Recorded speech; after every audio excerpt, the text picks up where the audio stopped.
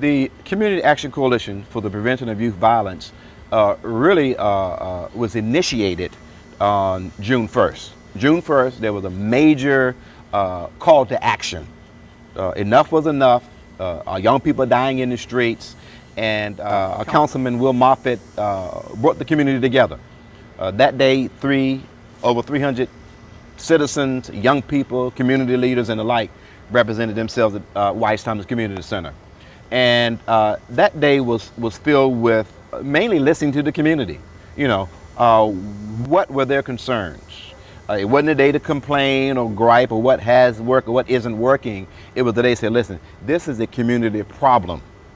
So out of that bore the Community Action Coalition for the Prevention of Youth Violence. I've been asked to chair that along with my vice chair, Tommy Southall. And there are two components here that are very important with the coalition. The first of all is getting adults in the community organized around what is our community plan? What are we going to do? Okay. The second piece is young people saying, this is what we need, this is what we hear, this is how we can contribute. So we have a three-pronged approach to this coalition. Prevention, starting very early, at home, intervention, and recovery. We feel like if we can do prevention at home early from 0 to 21 and help shape some of young people's attitudes, personalities, managing anger, how to be proactive instead of reactive at home, helping parents to understand that they are to parent their children and you're not their best friend. The intervention piece is this. If we see little Stevie going astray, we can have not only his parents intervening, but his parents say, listen, my son needs A, B, and C. The school can intervene, the church can intervene, the community can intervene, okay? And the recovery piece is if we can do anything to save young people, we want to recover them and make them viable citizens, contributing citizens. Now, the good thing that's come out of this is there were several young African-American strong male leaders in our community said, listen, we've got to do something. And so a group of young men were convened by Councilman Moffitt called Men of Valor. The Men of Valor have come together to talk about the issues. How can we contribute? In this group are you've educators, you've got community leaders, you've got folks who are musicians, clergy, young people.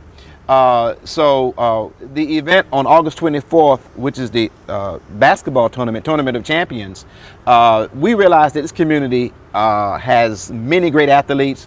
It's a sports community. Basketball brings us together. But I want to tell you that this event on August 24th at the Booplex, or the Boo Wim Sportsplex on August 24th, will not only have a basketball tournament where we've got youth teams against adult teams. Everybody will be there in one place. Basketball is just a bait to get them in. But during that day, we're going to address the issue of violence in our community, youth violence. We'll have vendors there, vendors being folks from the educational system, folks from positive youth development groups, have someone talking about gang intervention, gang sign, gang symbols, how do you know if a young person involved in a gang. We'll have motivational speakers there. We'll have a DJ. Young people love music, but the music will be positive. Won't be negative lyrics. It'll be something that draws the community together. The Fuzz Band, everybody knows the Fuzz Band. And at the end of the day, we will crown a champion to represent the event that day. And so the coalition, along with the Men of Valor, when we lead this event on August 24th, we're looking at workforce development, entrepreneurial training. We're looking at summer programs. We're looking at sources of funding to give our young people something to do. Not just throwing the basketball, just okay, enjoy your game, go home, it's over. We're looking at long-term sustainability in our community. And when all this is done, the coalition is looking at bringing focus groups together to talk about the three areas: prevention, intervention, and recovery. Hoping at the end of the day, after these focus groups have come together in their clusters, at the end of the day, it's a community plan. Because what we're hoping that will come out of the community plan is that if it fails or if it succeeds, nobody can be blamed this time except the community. Bottom line.